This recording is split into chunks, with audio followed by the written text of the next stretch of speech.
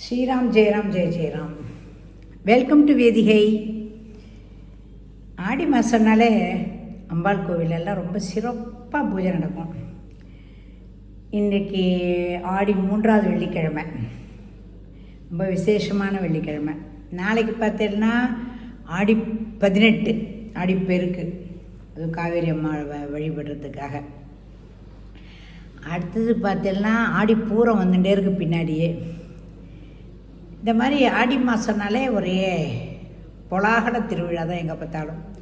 ஆடி மாதம் ஏன் வந்தது, இந்த பேர் காரணம் என்ன அப்படின்னா, ஒரு தேவதை, அவளுக்கு சிவபெருமான் மேலே ரொம்ப ஆசை பக்தி. அவள் என்ன பண்ணுறான்னா, சிவனை போய் எப்படியாவது பார்க்கணும் அப்படின்னு சொல்லிட்டு பாம்பு வடிவத்தில் போகிறாள். அம்பாள் இல்லாதபோது போய் பார்க்கணும், உமா மகேஸ்வரி இல்லாதபோது சிவனை போய் தனியாக போய் தரிசிக்கணும்னு போகிறாள். சிவனுக்கு இது தெரிஞ்சுடுறது, அவருக்கு தெரியாமல் இருக்குமா, தெரிஞ்சுடுறது. தெரிஞ்ச உடனேயும் ஓ நீ வந்திருக்க அப்படின்னு சொல்லிட்டு, ஏன் இந்த மாதிரிலாம் தப்பு பண்ணுற அப்படின்னு சொல்லிட்டு சொல்கிறான். உனக்கு நான் வந்து சாபம் கொடுக்குறேன்னு சொல்லிட்டு சொல்கிறான். ஐயோ எனக்கு சாபம்லாம் கொடுக்காதீங்க, உதவி செஞ்சு எனக்கு ரொம்ப உங்கள் மேலே இருக்கிற பக்தினால தான் இந்த மாதிரி தப்பு பண்ணிட்டேன் அப்படிங்கிறா. அப்படின்ன உடனே சரி நீ உனக்கு ஒரே ஒரு இது பண்ணுறேன், இந்த மாதிரி மாதத்தில் 12 மாதத்தில் ஒரு மாதம் உன்னுடைய பெயர் இருக்கு அப்ளை பண்ணுறேன் சரியா அப்படிங்கிற. அப்புறமா இன்னும் இப்படி நிற்கிறா, தயங்கி நிற்கிறபோது கவலைப்படாத, நீ மரமாக ஒன்றை படைக்கிறேன். இந்த மரம் வேப்ப மரமாக இருக்கும், எப்போதுமே அம்பாளுக்கு உகந்த மரமாக இது, எல்லாரும் இதை போற்றி வணங்குவார்கள் அப்படிங்கிறப்பல சொல்கிறார்.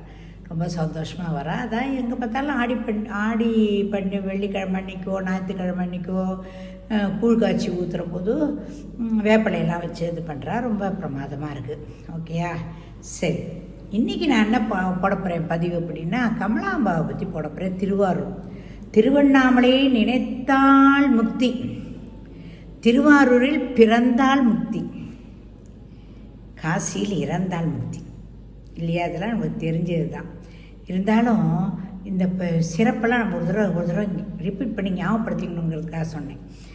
இந்த திருவாரூர் என்ன சொல்கிறா, ஸ்ரீபுரம்னு சொல்கிறா. அந்த கமலாம்பிகையோட சிறப்பை வச்சு ஸ்ரீபுரம்னு சொல்கிறா, அப்புறம் கமலை புரின்னு சொல்கிறா, அப்புறம் கமலாலயம் சொல்கிறா, அப்புறம் கமலாநகரம்னு சொல்கிறா. இப்படிலாம் கூட அழைக்கிறாள்.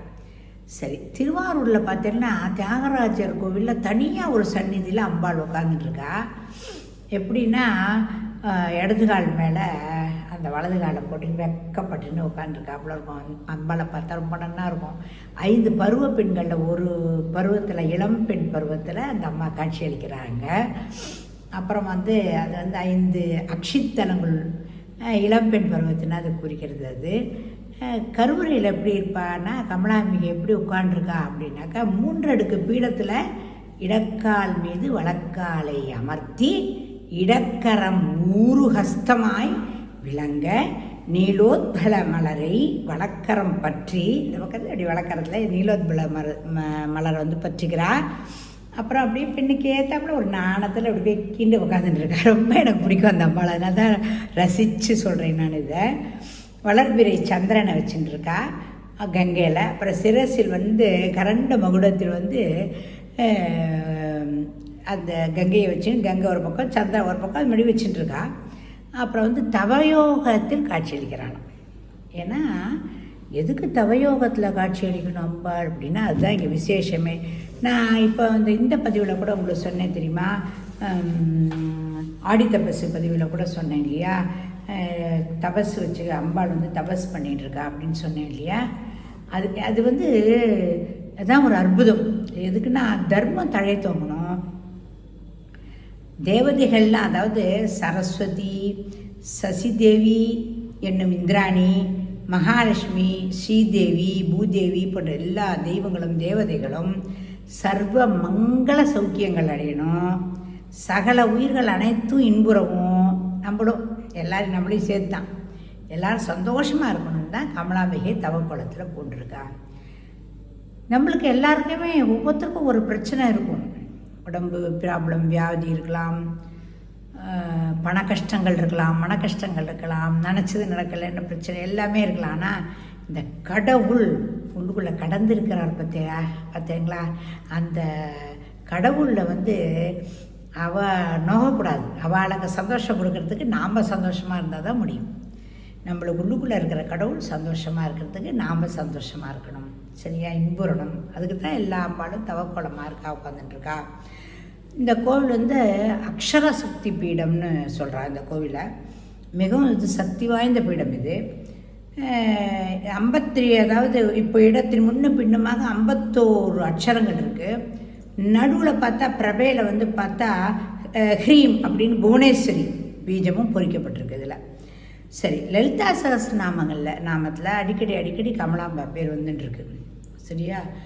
அப்புறம் முசாமி தீட்சிதர் அவர் வந்து இந்த அம்பாளுக்காக நவாவர்ண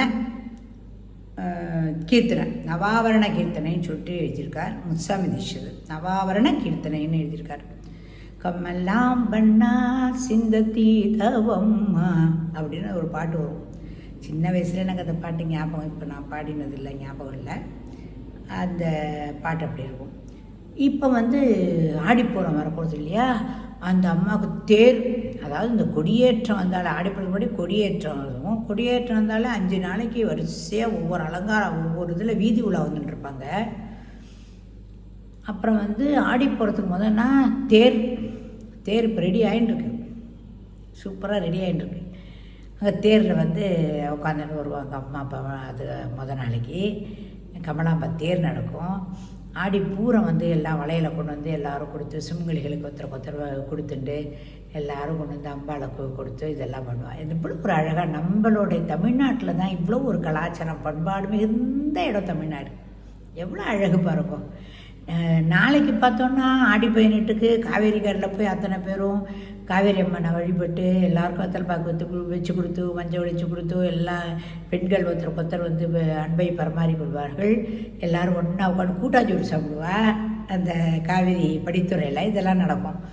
நானும் சின்ன வயசில் போயிருக்கேன். திருச்சியில் காவேரி கரைக்கெல்லாம் போயிருக்கேன். ரொம்ப நல்லா இருக்கும் அங்கெல்லாம்.